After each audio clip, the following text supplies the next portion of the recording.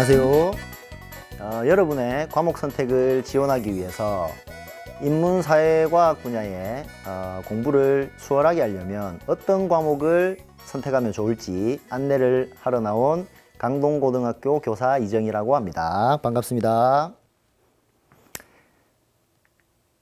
먼저 인문사회과학 분야에는 어떤 학과가 있는지를 여러분에게 안내를 하고, 그 학과 공부를 잘 하려면 고등학교에서 이런 과목을 이수하면 좋을 것 같다 하는 선생님의 권장을 안내 드리겠습니다. 여러분이 살아갈 미래사회는 인문학적 상상력과 과학기술 문명 활용 능력을 겸비한 창의융합적 인재가 각광을 받을 사회로 예상이 됩니다. 따라서 여러분이 미래에 어떤 직종에 종사를 하더라도 인문사회과학 분야의 기초 소양을 가지고 있으면 매우 유리할 것으로 예상이 됩니다. 자, 그래서 인문사회과학 분야가 매우 방대하기 때문에 모든 학문을 다 소개할 수는 없겠지만 대표적인 학문 몇 가지를 소개함으로써 여러분이 선택하게 될 과목과 어떤 연관성이 있는지 여러분이 이해할 수 있도록 안내를 좀 드리겠습니다. 먼저 인문학 분야는 인류의 역사와 함께 한다고 할 만큼 그 유래가 굉장히 오래된 학문 분야가 되겠습니다. 그래서 공부할 것도 그만큼 많을 것으로 예상이 되죠. 여러분이 학교에서 만나는 대부분의 과목은 이 인문학 분야가 조금 더 구체적으로 실생활에 뿌리 내리면서 탄생한 학문 분야들이 대부분입니다. 그래서 공부하는데 조금 어려움이 있을 수 있겠으나 미래 인재로 성장하는 데는 반드시 필요한 학문 분야라고 할 수 있겠습니다. 자, 그러면 선생님은 여러분들이 인문사회과학 분야가 구체적으로 어떤 분야인지를 알려면 인문이라는 말과 사회라는 말이 어떻게 만들어진 것인지, 이게 무슨 뜻인지 이걸 알면 훨씬 더 잘 이해할 수 있을 것 같아서 인문과 사회가 어떤 의미인지를 한번 같이 알아보는 시간을 갖도록 하겠습니다. 자, 인문은 인간의 존재 자체를 철학적으로 탐구하고 기록하는 분야로서 문학, 역사, 철학, 언어, 종교, 심리 등의 분야를 총칭하는 것입니다. 보통 인문학이라고 하면 문학, 역사, 철학을 합쳐서 문사철이라고 하는 말을 들어본 적이 있을 것입니다. 소크라테스가 너 자신을 알라 라는 말을 남겼는데요. 이런 말은 들어본 적이 있겠지요. 이 문장에 담긴 가치관, 세계관, 인간에 대한 이해 등이 매우 다양하게 해석이 되고 평가되고 있습니다. 그래서 여러분들은 어떤 책에 기록되어 있는 이 문장의 의미를 수동적으로 받아들이는 것이 아니라 여러분만의 주체적인 해석을 통해서 이 문장이 도대체 나에게 어떤 메시지를 전하는가, 이런 것을 스스로 탐구하고 하는 것을 좋아하는 학생이라면 인문 분야에 한번 도전해 보기를 권합니다. 다음으로 사회 분야는 사회과학이란 말이 비교적 최근에 등장한 말입니다. 인문학보다는 그 유래가 오래되진 않았으나 인간이 어울려 사회를 이루고 살아가며 생기는 현상을 다루는 분야이기 때문에 여러분이 흔히 듣게 되는 정치, 경제, 언론, 법률, 국제관계, 교육 등 실제 여러분이 직업 세계로 나갔을 때 직접적으로 연관이 되는 그런 분야들로 구성이 되어 있습니다. 사회나 문화 현상에 담긴 사회적 요구와 가치, 신념을 분석하여 바람직한 사회상을 그리는 역할을 담당할 것이기 때문에 매우 흥미로운 분야가 되겠습니다. 자, 다음으로 인문사회 분야가 대체로 어떤 의미인지를 살펴보았으니까 구체적으로 어떤 학과가 존재하는지를 여러분과 함께 좀 알아보도록 하겠습니다. 그런데 방금 전에 앞서 언급했듯이 그 분야가 너무나 방대하기 때문에 대표적인 학과 몇 가지만 소개하도록 하겠습니다. 네, 인문사회과학 분야의 대표적 학과는 언어학과, 철학과 이런 학문들이 있습니다. 이 언어학과는 인간이 동물과 구별되는 대표적인 특징이 언어인데 그 언어 자체를 연구하는 학문이 되겠습니다. 다음으로 철학과는 아까 앞서 언급되었던 인문학 분야의 대표적인 학문으로서 인간과 세계의 존재에 대한 근본적 원리와 인간 삶의 본질적 의미 등을 연구하는 학문이 되겠습니다. 자, 다음으로 사회과학 분야의 학문에 속하는 사회학과, 경제경영학과.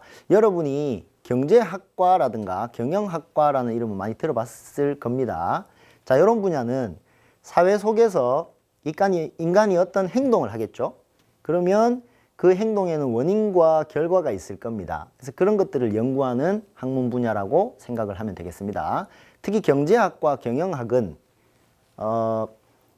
인간이 경제 행위를 하게 됩니다. 그럼 그 경제 행위의 심리적 원인이라든가 아니면 결과 이런 걸 연구해 가지고 국가 정책에까지 연계되는 학문이기 때문에 아주 흥미로운 학문이라고 할 수 있습니다.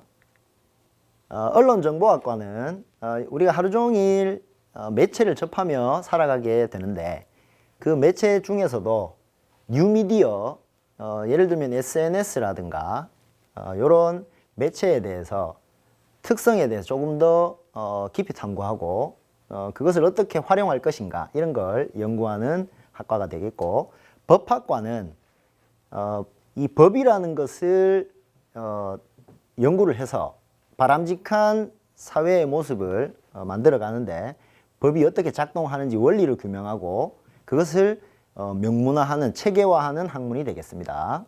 자, 이제 여러분들이 이런 학문 분야를 전공하게 될 때 어떤 과목을 고등학교에서 선택에 인수하면 대학에서 공부하는 것이 훨씬 더 수월할지 그 안내를 좀 드리도록 하겠습니다.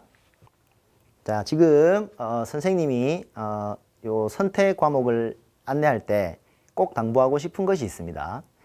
지금 선생님이 안내하는 내용은 참고사항일 뿐이지 반드시 이렇게 해야 되는 것은 아닙니다. 요 점을 꼭 당부드립니다. 왜냐하면 여러분이 다니고 있는 학교의 여건이 다 다르기 때문에 여러분 학교에서 여러분이 선택해 수강할 수 있는 과목을 들으면 되는 것이지 반드시 이렇게 해야 되는 것은 아닙니다. 다만 방금 선생님이 여러분과 함께 살펴보았던 그 학문 분야의 성격에 맞추어서 이런 과목을 들으면 어떨까 하는 안내를 좀 드리는 것입니다. 자, 먼저 국어 과목은 심화국어, 고전읽기 이런 과목들을 권장합니다.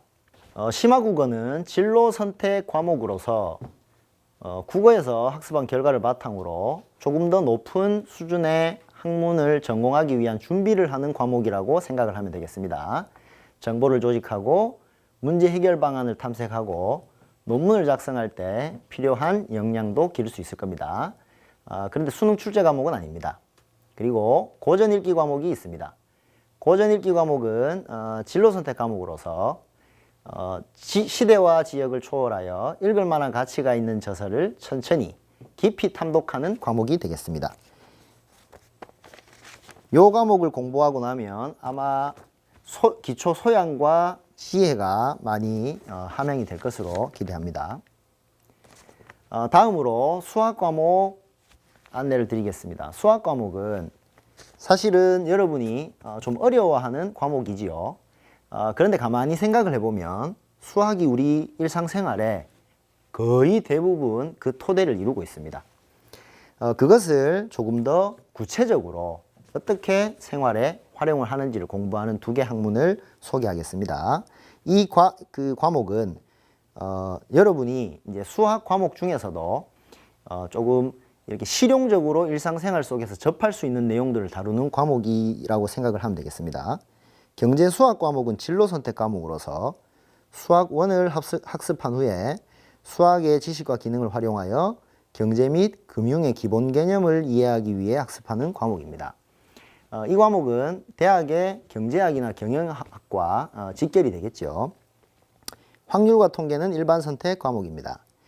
여러분이 일상생활에서 접하는 다양한 상황에서 경우의 수를 따진다거나 할 때 많이 활용되는 과목이 되겠습니다.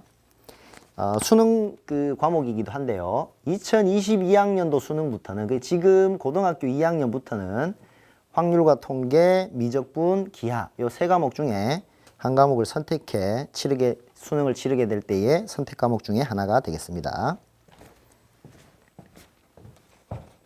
자, 다음으로 영어 과목을 소개하겠습니다. 영미문학 읽기와 영어권 문화는 선생님이 특히 여러분에게 좀 강조해서 권장을 좀 하고 싶습니다. 왜냐하면 여러분이 앞으로 살아갈 사회는 다양성이 존중되는 사회, 다문화 사회가 될 것입니다. 그래서 여러분이 의사소통의 기본 도구가 되는 영어 능력을 함양함은 물론이고 그 의사소통 도구를 기반으로 해서 다른 나라 사람들은, 다른 민족 사람들은 어떻게 살아가고 있는지를 대표적으로 영어권 민족은 어떻게 살아가고 있는지를 공부할 수 있는 그런 과목이 되겠습니다. 영미문학 읽기는 영어에서 배운 내용을 기본으로 해서 영미문학의 대표가 되는 소설, 시, 희곡 등을 직접 감상하게 됩니다. 이런 기회가 흔하지 않겠죠. 영어권 문화 과목은 대중음식, 문화풍습, 일상생활, 대중문화 축제 등의 영어권 나라 문화에 대해서 전반적으로 학습을 하게 될 것입니다. 사회과목은 선생님이 지금 소개하는 학문 분야가 사회과학 분야다 보니까 연계되는 과목이 상당히 많습니다. 그래서 여러분 학교에서 아마 이 과목들은 거의 다 일반 선택 과목이기 때문에 수능 출제 과목이기도 합니다. 학교에서 많은 소개를 받을 것으로 예상되기 때문에 선생님이 간단하게 안내하고 넘어가겠습니다. 윤리와 사상, 생활과 윤리 과목이 있고요. 생활과 윤리 과목은 특기할 만한 사항은 수능 사회탐구 응시자 중에서 상당히 많은 비율의 학생이 이 과목에 응시를 한다는 것입니다. 다음으로 사회문화, 정치와 법 이런 과목들이 있는데요. 사회문화도 생활과 윤리 과목에 버금갈 만큼 많은 수험생이 응시를 하는 과목이 되겠습니다. 한국지리와 세계지리, 이 지리 과목은 역시 우리나라와 다른 나라의 다양한 자연, 환경 같은 걸 이해하는 데 큰 도움이 되기 때문에 아마 글로벌 인재로 성장하는데 또 들으면 좋을 과목이 되겠죠. 세계사와 동아시아사입니다. 세계사와 동아시아사는 우리 한국사가 필수 과목이기 때문에 우리 한국사에 대한 이해를 바탕으로 다른 민족의 역사를 공부함으로써 인문학적 소양을 넓히는 데 큰 도움이 될 것입니다. 다음으로 철학 과목, 논술 과목 이런 과목들을 추천합니다. 철학은 앞서서 살펴보았던 인문 분야의 근본 토대가 되는 것이기 때문에 여러분이 이 과목을 단독으로 학습해 보는 것도 소양을 기르는 데 크게 도움이 될 것이고, 논술은 사고력과 표현력, 이해력을 기르는 데 복합적으로 큰 도움이 되는 과목이 될 것입니다. 자, 여러분들이 지금 경험하고 있는 일을 여러분의 선배님들이 먼저 경험을 했습니다. 그래서 그 선배님들이 여러분에게 들려주고 싶은 이야기가 몇 가지 있는데요. 그 대표적인 것을 좀 소개하도록 하겠습니다. 자, 여러분 책 열심히 읽나요? 선생님이 지금 안내하는 이 분야는 책 읽는 행위가 한 90% 이상을 차지하는 분야가 되겠습니다. 선배님들도 인문학과 사회과학 도서에 대한 능동적이고 체계적인 독서를 강조하고 있죠. 대학교에 이 학과로 만약에 진학을 한다면 책 읽는 행위를 빼놓고는 공부한다라는 이야기를 하기가 좀 어려울 겁니다. 다음으로 평소에 신문을 열심히 본다거나 아니면 뉴스를 보고 시사적인 문제에 대해서 부모님과 친구와 토의를 한다거나 하는 그런 친구들이 이런 사회과학 분야로 진출을 하면 크게 성장을 할 수 있을 것 같습니다. 사회 문제에 대한 관심과 사회 변화에 대한 지속적 탐구가 필요하다고 선배님들이 이제 여러분에게 이렇게 조언을 했습니다. 다음으로 매체 활용 능력. 지금은 이제 최첨단 매체 시대이기 때문에 열심히 매체를 활용하는 능력을 따듬는 것이 이제 여러분들이 머릿속 생각을 수월하게 표현하는 데 큰 역할을 하겠죠. 그래서 늘 타인과 소통하고 하는 연습을 하는 것이 중요하다고 합니다.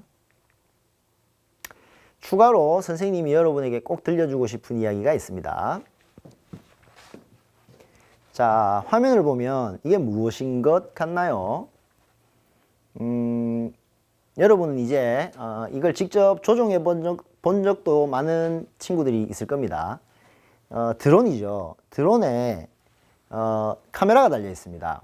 여러분이 살아갈 시대가 이 사진으로 아마 상징될 겁니다. 그런데 여러분 중에서 나는 인문계열 진학 희망자니까 사회 과목만 열심히 들어서 수능만 잘 치면 되겠지, 또는 수능 과목만 열심히 공부해서 대학만 어떻게든 잘 가면 되겠지 라는 생각을 가지고 있는 친구들이 있을 겁니다. 자, 선생님이 꼭 하고 싶은 이야기가 있습니다. 미래 사회는 여러분들의 부모님 세대나 선생님 세대가 살았던 사회와는 너무나 다른 모습이 펼쳐질 겁니다. 인공지능이 의료 진료를 하고 법정에서 인공지능이 피고인을 변론하며 어쩌면 판사님까지도 인공지능이 하고 있을 수도 있습니다. 드론이 배달을 하고 지하 터널로 고속 이동을 하는 미래 사회가 펼쳐질 겁니다. 이때 어떤 인재가 각광을 받게 될까요? 혹시 이분을 아나요? 그렇죠. 일론 머스크라고 미국의 전기차 회사의 사장님입니다. 저분이 20여 년 전에 민간 우주 여행 시대를 내가 열겠다, 화성으로 사람들을 이주시키겠다, 이런 얘기를 했습니다. 그때 많은 사람들이 뭐라고 했을까요? 괴짜라고 무시하고 비웃었습니다. 많은 사람들이. 그런데 스페이스 X라는 우주선 개발 업체를 설립해서 며칠 전에 실제로 민간 최초로 우주선을 우주로 쏘아 올려서 우주정거장에 도킹을 성공을 했습니다. 자, 이런 시대가 여러분 앞에 펼쳐질 것이기 때문에 선생님이 여러분에게 4차 산업혁명이라는 이런 식상한 말을 하지 않더라도 미래사회에서 각광받을 인재는 어떤 사람일까요? 세상을 바꾸는 힘을 가진 인재, 인문학과 사회과학 관련 탐구를 통해서 끊임없이 현실에 대해서 질문하고 비판하며 새로운 도전을 만들어내는 인재, 그런 인재가 미래 사회에는 크게 각광받을 것으로 기대됩니다.